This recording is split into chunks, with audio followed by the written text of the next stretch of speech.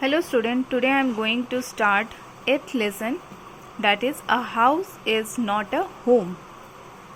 This story reflects the challenges of being a teenager and the problems of growing up in a completely new environment. The author Zen Gordiozo narrates the real incident, which is his own life when he was a teenager. He found it difficult to adjust in the new school and start afresh there. He missed his old friends, teachers, and the school which he had to leave. So, how does the author overcome his problems? We will know from this story. So, now let's start the topic. In this story, Zen Gordiozo narrates his own story when he used to be a teenager. He joins a new high school and finds it difficult to adjust to the new place and make new friends. So he feels lonely and isolated. He misses his old friends, teacher, and the old school, where he was leading a very comfortable student life. One Sunday afternoon, while his mother is stoking the fire to keep the house warm and comfortable, he suddenly noticed smoke pouring in through the seams of the ceiling. Soon the smoke fills the room, then ran out of the house because the house caught fire. The author runs to the neighbor to call the fire brigade while his mother rushes into the burning house to collect important documents and some photos of his late father. The fire brigade arrives and his mother is saved. Suddenly he realizes that his pet cat is missing. He has seen her. Now here he falls into deep depression.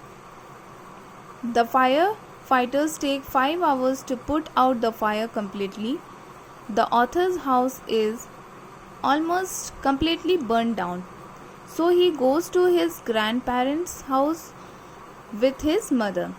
Next day when he goes to school wearing the previous day's dress and borrowed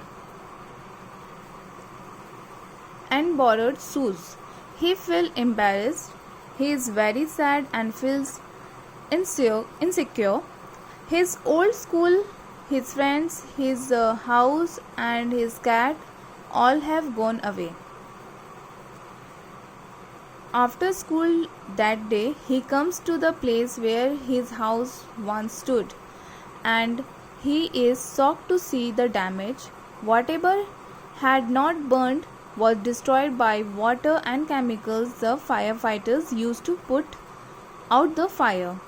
He has lost everything except the photo albums, documents, and some other personal items.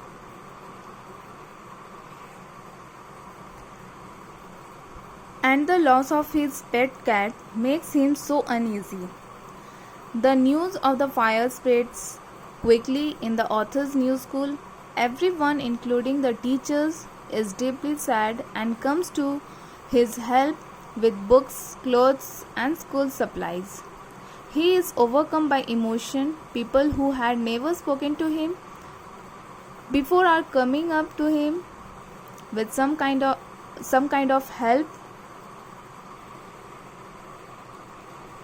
In the process, he is able to make friends and so happy and relieved. A month later, the author is watching his house being rebuilt with his friends. Suddenly, a woman comes to him with his cat. His joy knows no bounds. He leaps up and grabs his pet out of the woman's arms. He holds her close to him and cries in happiness. His friends also hug the cat and jump around. It is a great day for the author. The feeling of loss and tragedy vanish at once. He feels grateful for his life, his friends, and the kindness of the woman who brings his cat and his happiness back to him.